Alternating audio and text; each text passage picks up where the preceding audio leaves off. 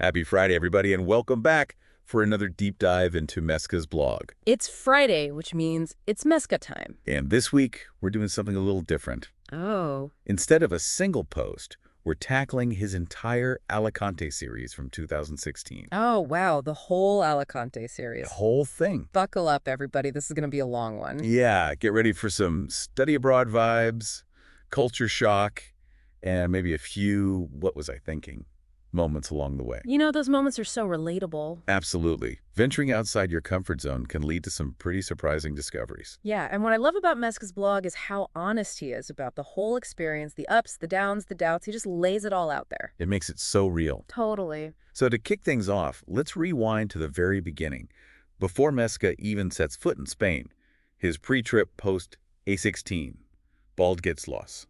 Okay, before Spain. He's clearly excited about the 9-week adventure ahead, 9 weeks. but also super nervous about one thing in particular. Let me guess. The dreaded kitchen placement. He was not a fan. Not at all. He was practically begging the universe to spare him from that fate. I think he said something like, hell would have to freeze over before he'd willingly work as a cook. You can just feel the dread, right? Oh, yeah. But amidst all the pre-trip jitters, there's this little detail I found really endearing. He mentions playing League of Legends to de-stress. Oh, that's cute. It's like a little reminder that even with these big life changes, we find comfort in our familiar routines. Makes him instantly relatable, right? Total. Like, yeah, I'm about to embark on this whole new adventure, but I'm still going to squeeze in some League of Legends because, hey, some things never change. It's like those little rituals help us anchor ourselves during times of transition. All right, so let's fast forward to A16. The ersten paar Tage, Meska has landed in Alicante, and we get those classic first impressions of a new place. All right, first impressions, what did he think? He's observing everything, the overly cautious drivers, the vibe at the airport. Oh, and let's not forget the first-time flyer in the group who's having a full-blown anxiety attack. Poor guy. I think we've all been there at some point, that what have I gotten myself into moment. Totally.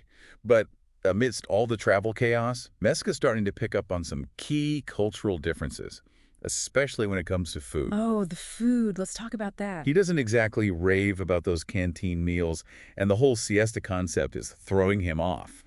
Yeah, can you imagine going from a typical German schedule to a place where everything shuts down for a few hours in the afternoon? It's a whole different rhythm of life. It really is, and it's those little things that can make you feel like you're in a completely foreign land, You're constantly adjusting expectations. adapting to a new way of doing things. And then things take a bit of a nosedive in A16. Or nicht, zufrieden. Uh-oh, what happened? The dreaded kitchen placement actually happens. No, I thought he was going to avoid it. I know, right? You can practically hear the disappointment in his writing. Oof, that's rough. He tries to reason with the program coordinators, explains why it's not a good fit. Did they listen?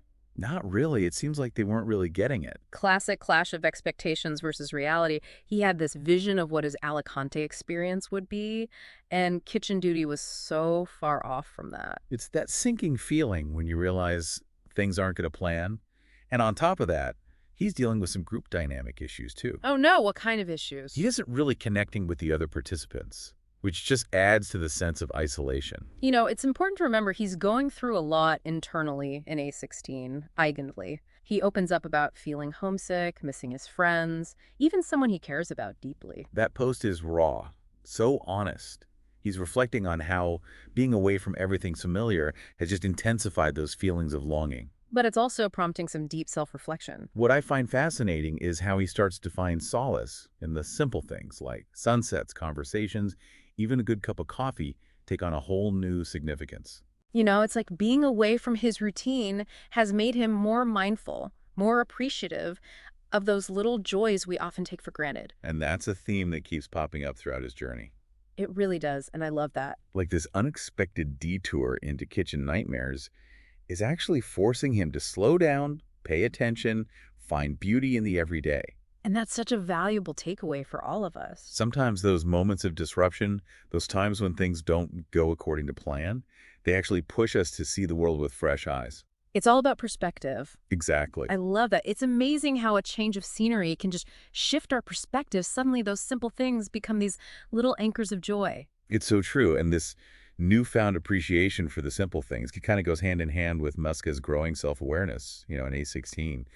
Eigenly, he talks about his tendency to overthink, get lost in his own head. Oh yeah, he's a deep thinker for sure. He even admits that sometimes he's so caught up in his thoughts that he misses what's happening around him. We've all been there. Oh, absolutely. It's like he's realizing that his own mental chatter is preventing him from fully experiencing life. Which is something we all struggle with, right? It's so easy to get stuck in our heads and miss out on the beauty of the present moment. Totally. And for Meska, being in this new environment away from his routines, it seems to have amplified that self-awareness. I can see that, like, the distance gave him the space to step back and observe his own thought patterns. And this leads him to some really insightful reflections on his emotional patterns. Like, he talks about how he tends to cycle between feeling down and then building himself back up. That's interesting. But he's noticing that the down phases have been getting longer. Oh, that's not good. He even uses the analogy of yin and yang to describe this cycle, acknowledging that both the light and the dark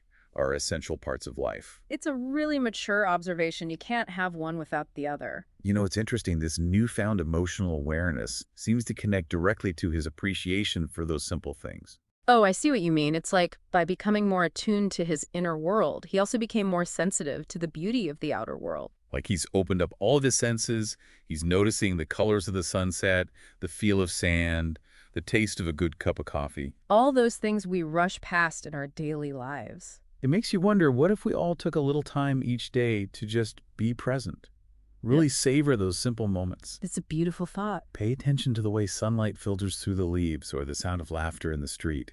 You know, mindfulness isn't just some esoteric practice. It's about actively choosing to engage with the world around us, appreciating the richness of experience in every moment. And speaking of paying attention, in A16, Noch, nicht, zufrieden, Meska talks about how he's been more aware of body language. Oh, body language. What's he saying about that? Well, he describes feeling frustrated when he senses that someone's trying to project a certain image, but their body language betrays their true feelings. That makes sense. We've all encountered people like that. It's like he's become more attuned to those nonverbal cues, the subtle ways people communicate beyond words. Which is so important, right? Because so much of communication is nonverbal. Exactly. We might say one thing, but our tone of voice, our facial expressions, our posture, they all convey a different message. Absolutely. Learning to read those signals, both in ourselves and others, can be so valuable. Not just in our personal relationships, but in all aspects of life. It's about developing that emotional intelligence, understanding the complex world of human emotions. So we're seeing Meska grapple with these big questions of self-awareness and personal growth, but he's also still dealing with the practical realities of his Alicante experience. Of course, real life doesn't stop for self-discovery. He's still stressing about that kitchen placement in A16. Get cleared. Even mentions losing sleep over it. I can only imagine. It was clearly weighing heavily on his mind. He talks about playing League of Legends to cope with the anxiety. A classic stress reliever. I think a lot of us can relate to that. We all have our ways of dealing with stress, and for Meska, gaming seems to provide that temporary escape. It's that mental break we all need sometimes. But what I admire is that he's not just passively waiting for things to sort themselves out. He's taking initiative, voicing his concerns to the program coordinators. He's advocating for himself. It's that proactive approach I find so inspiring. You go, Meska. He's recognizing he has a voice. He can shape his own experiences, even when circumstances feel beyond his control. It's such an important lesson. We're not just passive recipients of whatever life throws at us. We have the power to make choices, speak up for what we want, create our own destiny. Exactly. And speaking of creating your own destiny, in A16, Happy End, we finally get that plot twist we've all been waiting for. Oh, tell me he finally escapes the kitchen. He does. Meska gets a new placement, and it's not just any placement. He lands a spot at a real estate firm. Talk about a turnaround. That's amazing. Things can change so quickly when you finally find a place where your skills are valued. I was so relieved for him reading that post. He goes from dreading work to feeling energized, appreciated. He's using his writing and translation skills. His ideas are being taken seriously. But wait, there's more? Oh, there's more. He's even offered a job for when he returns to Germany. No way. Like the universe was listening to his frustrations and decided to throw him a bone. I love those moments when things just fall into place. And it's interesting how he describes his new boss. He sees him as a partner, someone who respects his input and encourages his growth. It's a complete contrast to his experience with the program coordinators. It really highlights the importance of finding a work environment where you feel supported, empowered, where your contributions are valued. A place where you have space to learn and grow. And this new placement completely revitalizes Meska. He's more engaged, more positive. And let's not forget, he's now noticing all the beautiful women in Alicante. Oh yeah, he even jokes about how that might be the thing he misses most when he's back in Germany. Cheeky Meska. It shows how he's regaining his confidence, his sense of humor. He's starting to feel more at home in this new environment. It's all about finding that sense of belonging, feeling comfortable in your own skin, even when you're surrounded by the unfamiliar. Absolutely. But even with this newfound contentment, there are still bumps in the road. In A16, Afin Meska vents about some of his fellow program participants. Ah, what happened? He's particularly annoyed by their constant lateness, which he sees as a sign of disregard for others' time. Oh, I hate that. And this is where his observations about Spanish culture come back into play. The whole relaxed attitude toward time. Exactly. He's wondering if it's a cultural thing or just plain rudeness. It's a valid question, right? When you're in a different culture, it can be tough to decipher what's normal behavior and what's just inconsiderate. Totally. Like you're constantly trying to calibrate your internal compass, figure out where your personal boundaries lie in this new context. It's all about navigating those cultural differences. And what I appreciate is that Meska uses humor to deal with these frustrations. He compares his fellow participants to monkeys who can be taught to paint, but not to be on time. That's hilarious, classic Meska. It's his way of diffusing the situation, but also highlighting a point that's important to him, the value of respect and consideration for others. Respect is essential no matter the culture. And this theme of personal growth continues in A16, Un poco español, where he reflects on his interactions with Spanish people.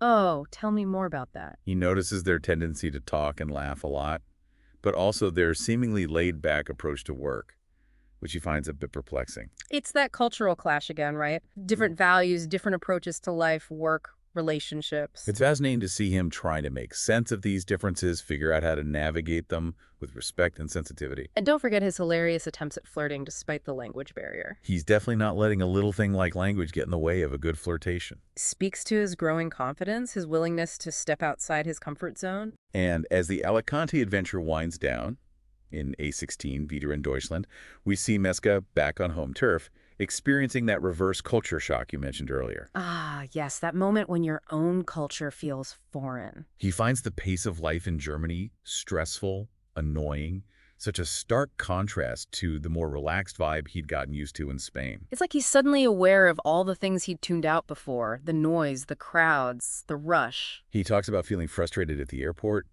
overwhelmed by the demands on his attention. Sensory overload after being in a different environment for a while. But amidst all this negativity, there's a really important takeaway.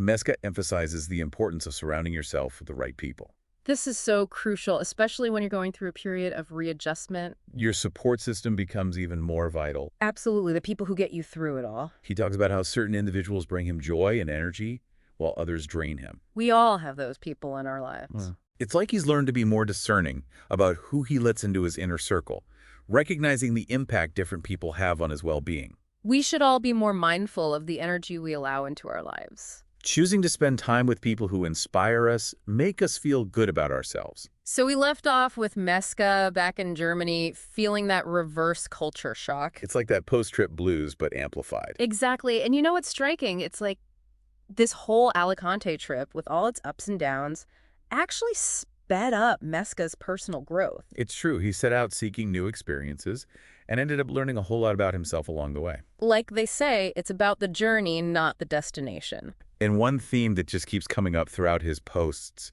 is that whole expectation versus reality thing. Oh, totally. Remember in A16, Bald gets los, how he was so worried about that kitchen placement. It was like his biggest fear. And it turned out to be a blessing in disguise, wouldn't you say? You could say that. It made him stand up for himself and eventually led him to a much better situation at the real estate firm. It's like the universe had a different plan for him. One he wouldn't have found if everything went perfectly.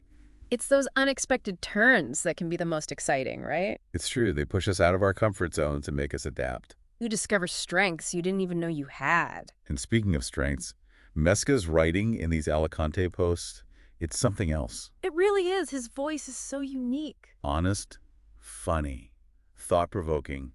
It's just a joy to read.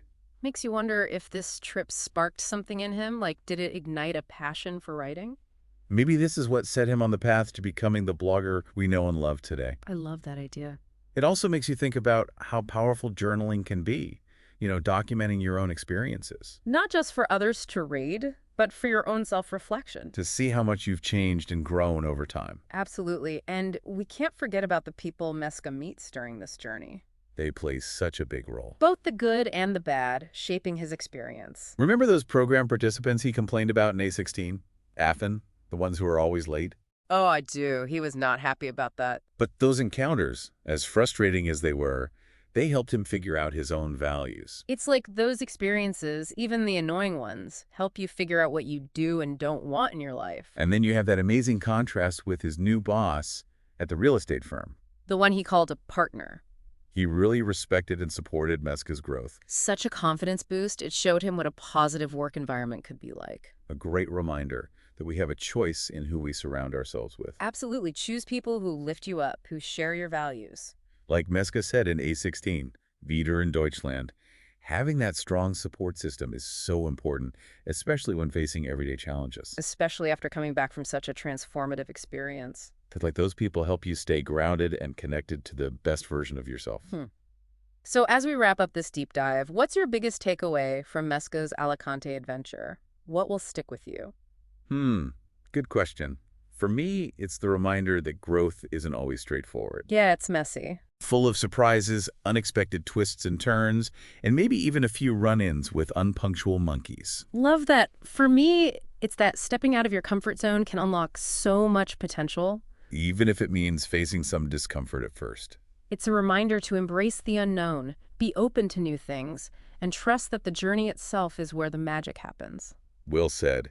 And that wraps up our deep dive into Meska's Alicante blog series. We hope you enjoyed this journey with us. And that it got you thinking about your own personal growth. We'll see you next Friday for another deep dive. Bye, everyone.